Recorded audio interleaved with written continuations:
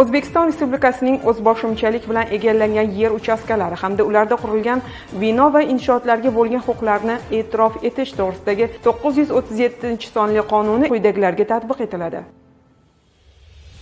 2018-yil 1-may kuniga qadar O'zbekiston Respublikasi fuqarolari va O'zbekiston Respublikasi hududida doimiy yashab turgan fuqaroligi bo'lmagan shaxslar tomonidan yakka tartibdagi uy-joy qurgan holda o'zboshimchalik bilan egallangan yer uchastkasi hamda unda qurilgan bino va inshootlarga 2018-yil 1-may kuniga qadar fuqarolar, yakka tartibdagi tadbirkorlar va rezident yuridik shaxslar tomonidan hujjatlarda ko'rsatilgan maydondan ortiqcha egallangan yer uchastkasi hamda unda qurilgan bino inshootlarga O'zbekiston Respublikasi Vazirlar Mahkamasining qaroriga asosan tashkil etilgan ko'chmas mulkka nisbatan huquqni e'tirof etish ishlarini tashkil etish bo'yicha tuman, shahar komissiyalari tomonidan bino va inshootlarga nisbatan mulk huquqini e'tirof etish mumkin deb topilgan holatlarga 2021-yil 8-iyun kuniga qadar hokimlar qarori bilan qonunchilik hujjatlariga muvofiq ajratilgan, ammo kengashlar tomonidan tasdiqlash masalasi o'z vaqtida ko'rib chiqilmagan yer uchastkalariga, bog'dorchilik va uzumchilik shirkatlari, hududdagi turar joylar hamda ular egallagan yer uchastkasiga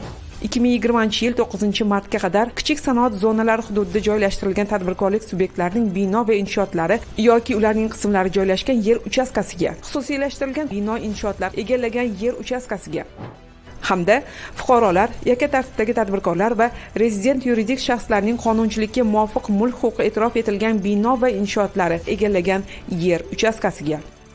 Huquqlarni e'tirof etilishining asosiy shartlari: ushbu yer uchastkasi boshqa jismoniy va yuridik shaxslarga ajratilmagan yoki elektron onlayn auksionga chiqarilmagan bo'lishi, ushbu yer uchastkasidan foydalanishda nizoli holat mavjud bo'lmasligi, mazkur yer uchastkasi uchun yer hamda mol-mulk solig'i bo'yicha qarzdorlik mavjud bo'lmasligi, muhofaza etiladigan hududlarda joylashmagan bo'lishi, har bir kategoriyaga mos boshqa shartlar.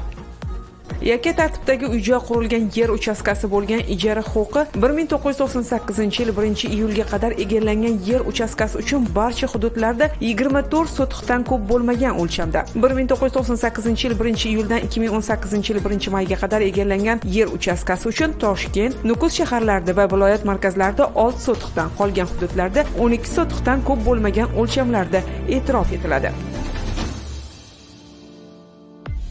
Yodda tuting, ushbu qonunning 1-moddasi 2-qismida nazarda tutilgan yer uchastkalariga mazkur qonunda nazarda tutilgan asoslarda va tartibda faqat ijara huquqi, ularda qurilgan bino va inshootlarga mulk huquqi e'tirof etiladi.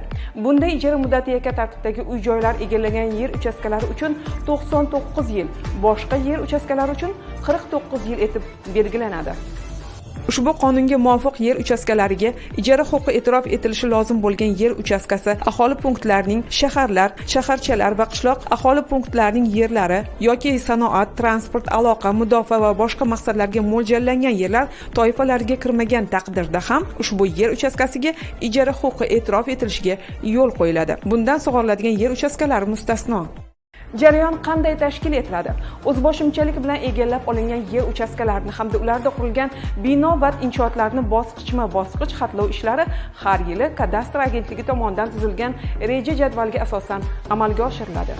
Reja jadval Qoraqalpog'iston Respublikasi Vazirlar Kengashi, viloyatlar va Toshkent shahar hokimlarining taklifiga ko'ra kadastr agentligi tomonidan tasdiqlanadi va jamoatchilikka e'lon qilinadi. Huquqlarni e'tirof etish jarayonidagi ma'lumotlar faqat va faqat rasmiy axborot manbalarida e'lon qilib boriladi. Xalq deputatlari tuman kengashi qarori bilan har bir mahallada jamoatchilik guruhlari tashkil etiladi. Jamoatchilik guruhiga mahallalarda joylashgan okrugdan saylangan tuman kengashi deputati, mahalla raisi har 100 nafar oiladan kamida 1 nafardan fuqarolar kiritiladi. Prokuratura, ichki ishlar, qishloq xo'jaligi, ekologiya, kadastr va mahalliy ijro etuvchi hokimiyat organlari huquqlarni e'tirof etish chog'idagi davlat nazoratini amalga oshiradi.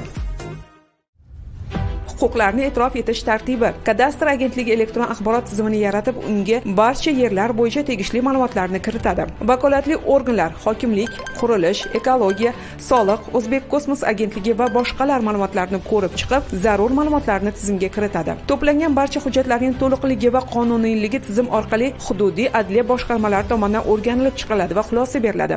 Ijobiy xulosa berilgan fuqarolarga SMS xabarnoma yuboriladi. E'tibor qarating, bunda fuqarolar ariza berishi talab etilmaydi. Huquqlarni e'tirof etish Qoraqalpog'iston Respublikasi Yuqorgi Kengesi, Xalq deputatlari viloyatlar va Toshkent shahar kengashlari qaroriga asosan amalga oshiriladi.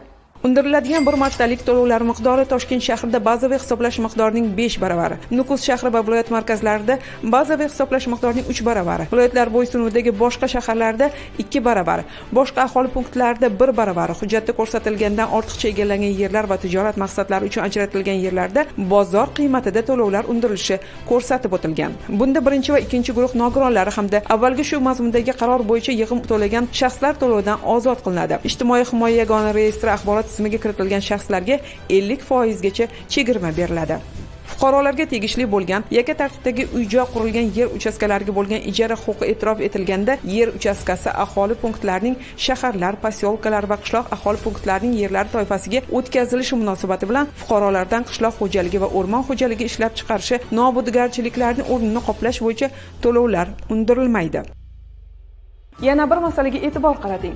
Yer uchastkasiga ijara huquqi va bino inshootlariga mulk huquqi e'tirof etilgandan so'ng ushbu ko'chmas mulkka bo'lgan huquqlarni davlat ro'yxatidan o'tkazilishi bo'yicha O'zbekiston Respublikasining qonuniga asosan hamda Vazirlar Mahkamasining 186-son qaroriga ko'ra o'z tartibida to'lov undiriladi. Huquqlar e'tirof etilmagan taqdirda o'zboshimcha egallangan yer uchastkalarini qaytarish qonunchilikda belgilangan tartibda amalga oshiriladi.